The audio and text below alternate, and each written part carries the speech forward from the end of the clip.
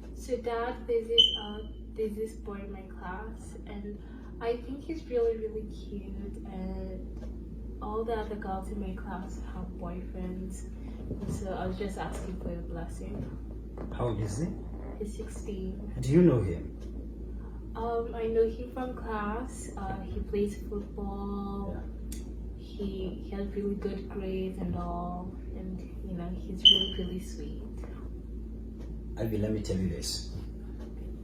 When I was a teenager, I was in a high school of boys only. It was a boys only boarding school.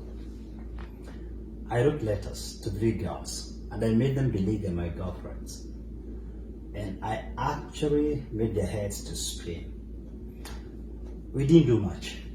There was no sex, no kissing. There were also in boarding schools, girls only schools. I was actually even a Christian Union leader. But I believe I contributed to them not making it to the university, because girls have a way of concentrating in relationships. On my part, like many other boys in my time, I never gave it a thought. I wrote them letters. In those days, we didn't have cell phones.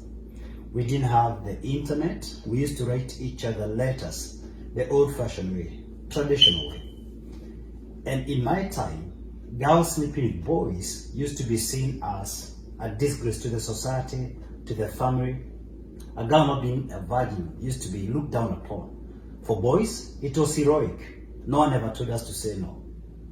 So for us, it was an achievement. And we used to compete who has slept with more girls than the other. Well, my case was a bit different. I was born again.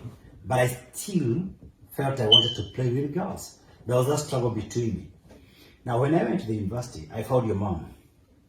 And guess what? I never remembered any of the girls.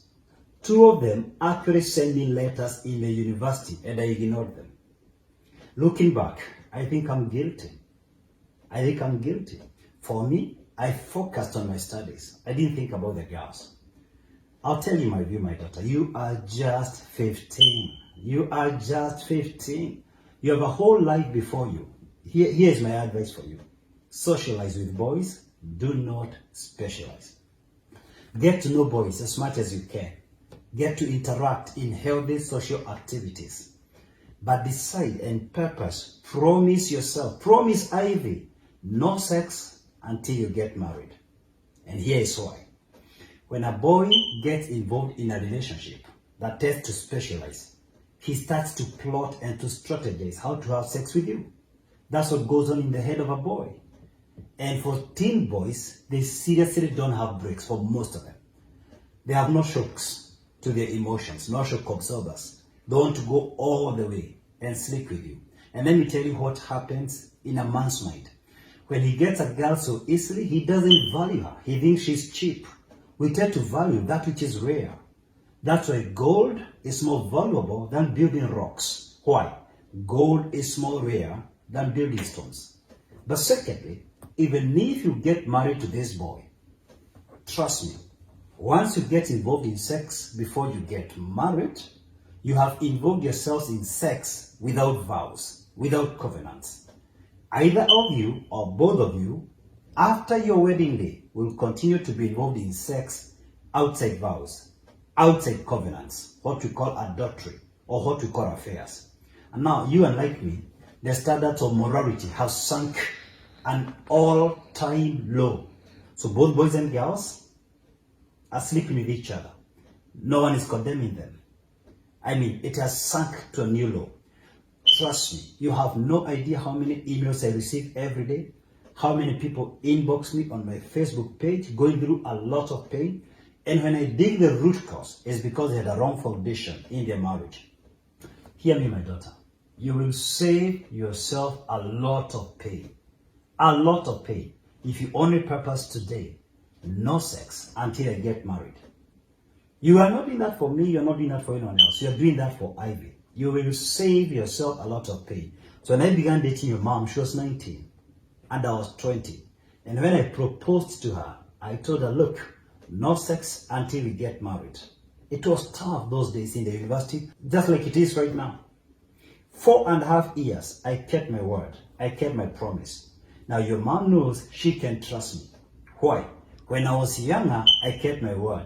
When perhaps, quote unquote, it was more tempting. I'm saying that because Sex is tempting throughout one's entire life. But when we were much younger and when people didn't have boundaries, we decided to draw and enforce those boundaries. So we decided we can only get intimate when we are married. And for that reason, she respects me and I respect her. She realized I didn't take her for a ride, I didn't take her for granted. I valued her. I valued her chastity and my chastity. And I tell you this, you will avoid a lot of pain, my girl. You will remember me. I deal with so many couples who are going through untold pains, serious excruciating pains, simply because they crossed the line. So the easiest way to do it now as a teenager, socialize with boys, and when the time comes for you to specialize, meet in the public places. Have your non-negotiables. Decide you're not going to go to his house, he's not coming to your house, and if he does so, he will only be in the sitting room.